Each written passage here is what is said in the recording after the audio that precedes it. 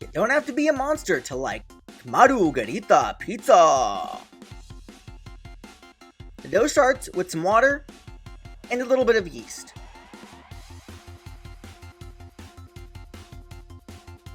Stir in a little bit of flour.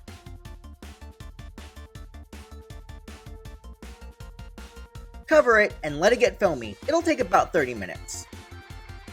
Cool. Now add your starter to the mixing bowl of your stand mixer. Add some olive oil and salt. Then, work in some flour.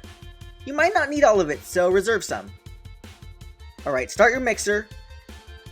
It'll be done once it pulls away from the side of the bowl and the dough is pillowy soft. Add more flour if it needs it. You can do this by hand, by the way, I'm just lazy.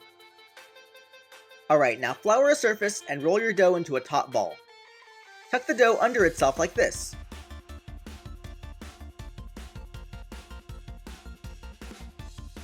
Spray a bowl with no stick spray.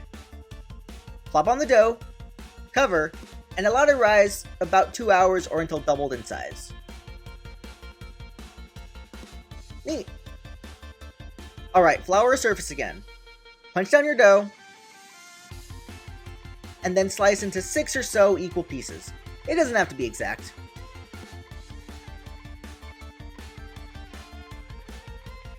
Take one of your rounds and pat it down into a flat disc. Then, roll it out with a rolling pin. Only work in 2 directions, so you don't end up with an oblong. Honestly, they don't have to be perfect circles though, unless you want them to be.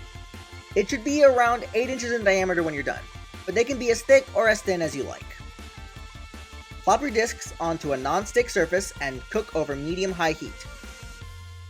Cook a few minutes each side.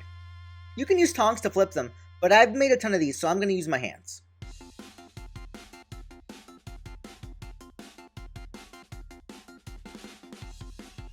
When you're done, you'll have 6 pizza discs that let you make pizza in minutes! Once they're cool, store them in a Ziploc bag and keep them in the fridge for a few days. Or you can freeze them for a few months. Let's make some sauce. My recipe is so easy, I can make it in the microwave. Grab a can of tomato paste. Apologies in advance to all of the Nonas watching. Empty the can into a medium microwave safe bowl. Then, fill the empty can with water. Whisk it in to loosen it up. Then, you can add another can of water. Add some pizza spice. It's got herbs and a little bit of red pepper flake. A little sugar. A minced garlic clove. And some onion that you grated. You know, like cheese.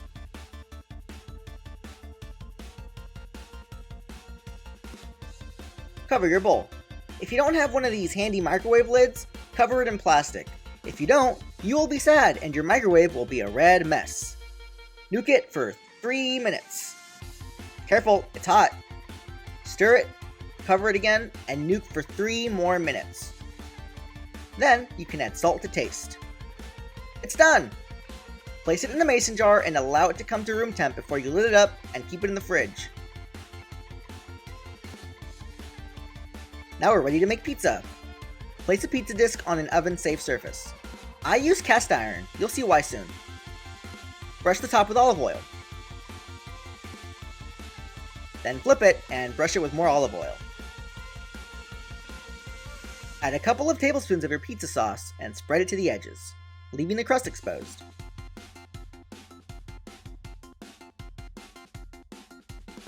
Now top it with sliced cheese. Leave some of the sauce peeking out. Pop it into your toaster oven and turn it up as high as it goes. Bake for 8 minutes or more, depending on your oven. Keep an eye on it. It's kind of mesmerizing.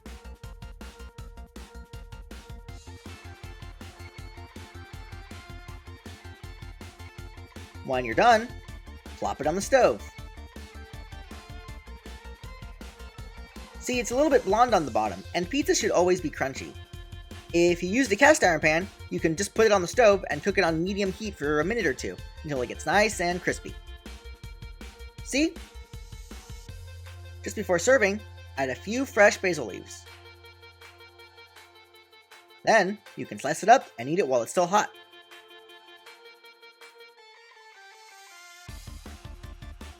Margherita pizza is yummy! I've got plenty of pizza discs here to make more yummy yokai variations. Stay tuned. Many thanks to my patrons who make this all possible. Also, check out my recipe for choco bars. Don't forget to like, comment, and subscribe for more. Click the notification button too. There's plenty more pizzas coming. Until next time, thanks for watching. Bye!